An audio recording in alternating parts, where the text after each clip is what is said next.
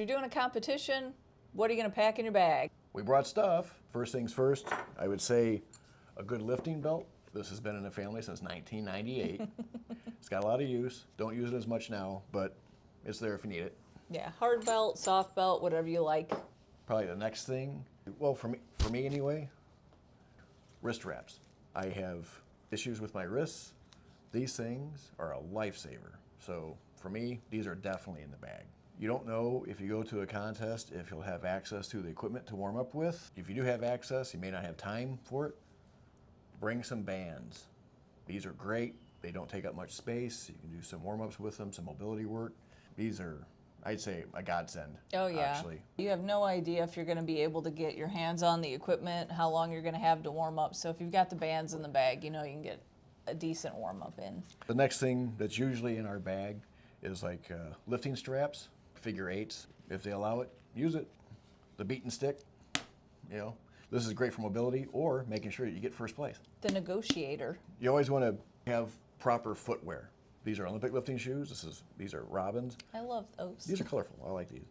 Great for overhead lifting, not so great for truck pulling. So make sure you have the proper footwear for the events that you're going to be doing. In the old days, I would just use an old set of tennis shoes for everything. Not ideal, but that's what I would do. I've learned my lesson over the years. Some other things to consider: duct tape.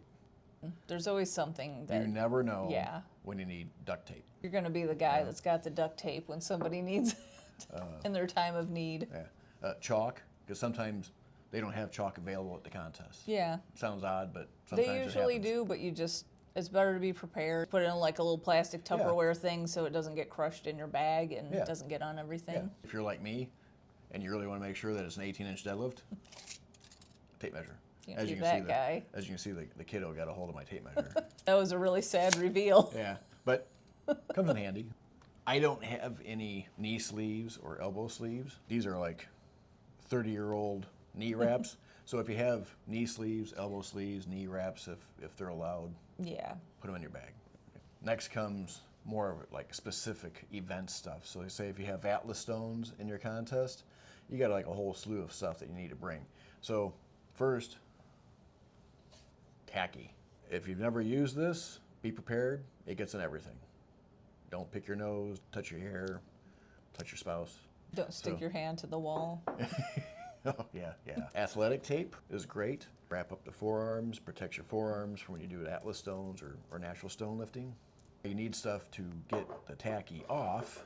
Now that you're covered in tacky, how do you get uncovered from tacky? WD-40 is the best thing that we've come across. Now it says on the back here, do not put on bare skin, but I think that's just a suggestion. Yeah, I just wouldn't read it. This is the best stuff that I've come across that works. But then you need stuff to get rid of the WD-40, so goop. This works really good too. Just going to a contest with Atlas stones, it's probably a good idea to bring a pair of gloves. If you're there and you're helping out, you're trying to reset stuff, you don't want to get tacky on your hands, and that gloves are a mainstay. Yeah. It's always going to be good to bring a change of clothes anyway, but especially if you're going to be using tacky, or even if you're not, if it's allowed at the contest, it will be on you. So make sure that you're wearing something that you don't like or don't care that it gets tacky on it, because it's gone forever. I used to keep a sleeveless black t-shirt in the bag, and it was just for stone lifting. Put it over my meat shirt. The other thing to consider, drinks and snacks, because it might be a long day. All this is really simply orange juice and water with creatine in it. Something to keep the energy up a little bit. If you're a pre-workout person, energy drink person, whatever you normally drink to get you through the day. Snacks are always good. Snacks, my personal favorite is like dried pineapple and almonds. It's a good mix of fast and slow energy. Doesn't necessarily mean you have to bring that. You can bring whatever you want. We've seen people bring like donuts.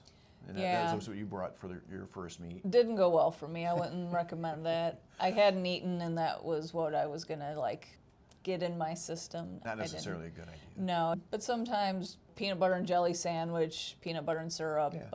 Sometimes you'll see just people eating candy and protein bars. Pick something that you know is going to be easy on your stomach, and probably not something that's brand new. Wouldn't be the day to try out a new protein bar that you've never had before. So, quick tip, don't go to White Castle before you go and compete. Just saying, you might need that extra set of clothes that we're going to talk about. Yeah, that's true. Also, bring some money with you. I would say cash and a card in case you do need to buy another drink, food, get food for your family if they're coming. Sometimes you may have to pay for parking, you may have to pay for a spectator fee. And some places are no cash and some places are no card. So just bring a little bit of both just so you're not panicking at the last minute. Oh, yeah. Sunglasses. Definitely. Some contests are outside, so like a hat. Yeah. It's a good idea. Maybe facing the sun. A hat's good. If you're doing a log press, you're going to knock it off. So get some sunglasses. Probably sunblock, too, if you're going to be out in the sun all I totally day. forgot about sunblock. Well, I always forget about sunblock whenever I go to a contest. Foldable chairs. Oh, yeah. Some of these contests can run on for a long time. There's a lot of athletes. There's usually between 4 to 6 events.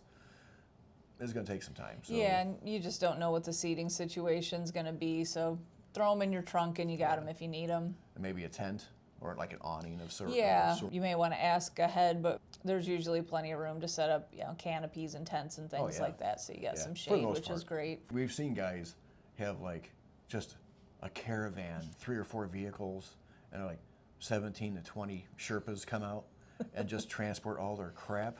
It's amazing to watch. You don't really need all of that. Even all the stuff that we're mentioning, you don't necessarily need. It's just things to kind of keep in mind. Yeah, keep in mind. Yeah. Your best bet's going to be to go through each event that you're doing and then think about what you need for each one. So, if you're doing a log press, if you're a grip shirt person and they allow grip shirts, put the grip shirt in. If you use a belt on that, put your belt in, and just kind of think through each one. And then basics, have first aid kit with some basic stuff in it, nail clippers, phone charger, just hand sanitizer, especially if you're at an outdoor comp because you may be in porta potty territory. Well, not only that, but hey, people deadlifting, they scrape their shins. Yeah. I just remember that. Yeah, that's that a might good not be a bad idea too. Get some sanitizer just in case. Yeah. The bodily fluids, they can end up on the deadlifting bar sometimes. Yeah. Not a fan of it, but smelling salts, or ammonia, it's something to consider. Yeah. I'm old school. I don't use it. Yeah. If you're a smelling salt person, put it in your bag. Yeah. Some towels. Yeah. I say one for sweat and one for everything else. I think we mentioned a hoodie, or maybe not.